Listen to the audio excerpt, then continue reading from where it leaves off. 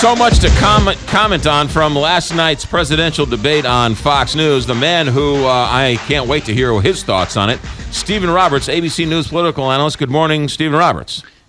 Hey, McGraw. It was like two debates last night. It was the crazy uncle in the middle of the room trying to wave and flail his arms. And then if you scratch that away with Donald Trump, you actually had some pretty interesting and substantive conversations between the candidates. Well, it's true, but you got to start with Trump leading in the polls, center stage, and of course the biggest news of the night was made in the first 30 seconds when he refused, alone among the candidates, to take a pledge to support the nominee and forswear a third-party run. This guy, as we said before, McGraw, has unlimited ego and unlimited money, and as he said very candidly, by not promising to support the nominee, it gives him a lot of leverage, his word. And you could see it all night. People were reluctant to take him on. They treated him very gingerly. The only people who really took Trump on were the moderators. Give them credit. Megyn Kelly repeating some of his more outrageous comments about women. Chris Wallace pressing him on some of his failed business deals. But the other Republicans were reluctant to take him on. I think in the end, however, that I rank Trump as a loser in this debate because I think, sure, his bravado and his oversimplifications, calling leaders stupid, saying America doesn't win anymore, there's going to be a certain number of people who keep cheering for that. But I think most Republicans are going to look at him and say, is this a president? Does this man have the qualities, the temperament? Does he elicit the trust we want in a president? I think a growing number of voters are going to, when they view him through that lens, are going to say no. When they say he's leading in the polls, okay, but there's 16 people in the polls. He's got 22%. That means 78% want anybody else but Donald Trump. So it's a false narrative to say he's leading in the polls because everybody wants anybody but him. Well, I think that's a fair point. But also, I think a lot of what the polls are showing is name recognition, it's celebrity. I was looking, for instance, take John Kasich, the governor of Ohio, who delivered a pretty solid performance last night.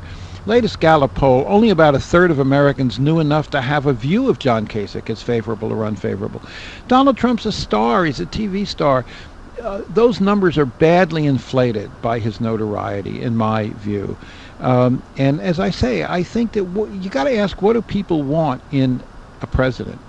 Bottom line, they want someone they can feel comfortable with, that they trust. Someone who, when emergencies and crises emerge, they can believe is going to make the right call and keep them safe. And I just don't think Trump elicits that kind of trust. Now, you look at the rest of the field, McGraw, and I think a couple of people disappointed. I would include Jeb Bush and Scott Walker. Both of them came across as very tentative, very pallid in my view.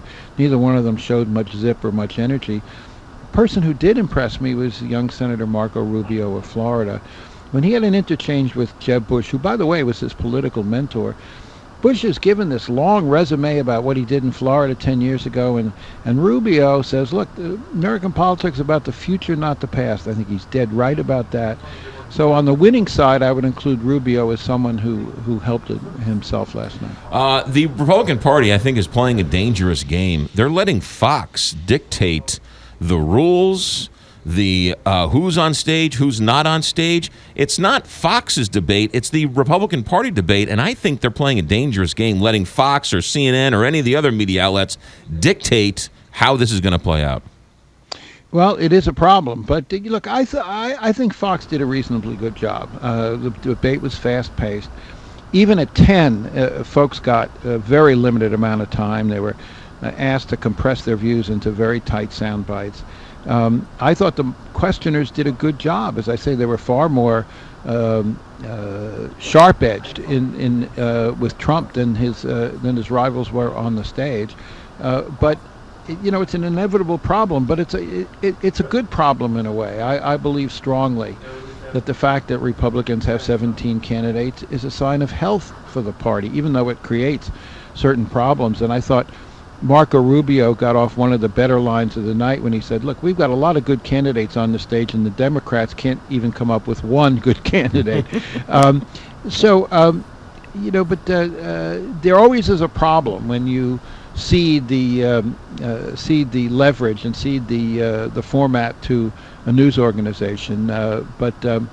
I don't have any problems with the way Fox handled it yesterday. Yeah, no, I think the questions were more than fair. I think the questions were great questions. I think in terms of theater, it was great theater. But the JV game, Carly Fiorina is the perceived winner. Would you agree with that? She's getting a lot of good press this morning. Well, she is getting a lot of good press, and it's hard to measure a winner, but one of the metrics that a lot of people are using these days is chatter on social media, and she clearly accomplished that goal. I think that it's going to do her some good.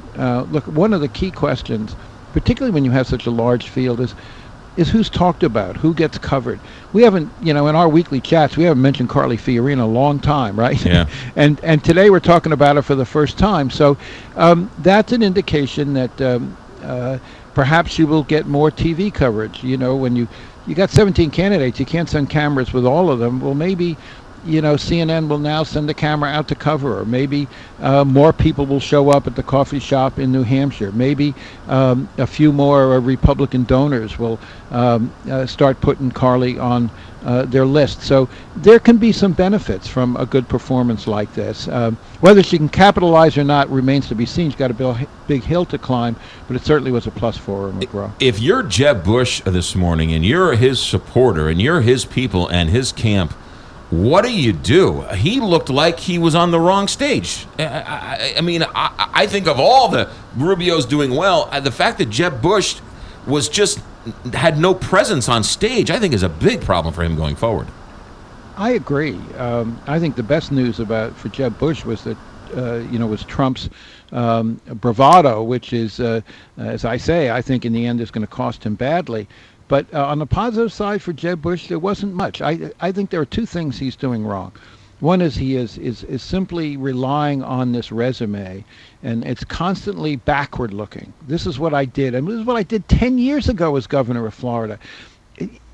As I mentioned, Rubio was absolutely right in saying that American politics is always about the future. Remember Bill Clinton's campaign theme song? Don't stop thinking about tomorrow. That is the essence of a powerful and vivid political campaign. But the other factor with Bush was really just kind of a lack of energy and a lack of.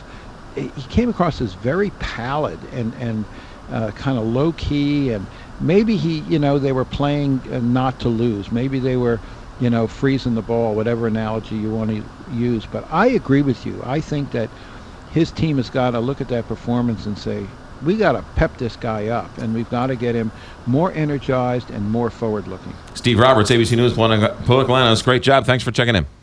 Okay, friend. Steve Roberts, he's the best in the game. We get him. He's so good. He is really good. Yeah. He's forgotten more about this stuff than we'll ever know. 7:30 here, Big 550.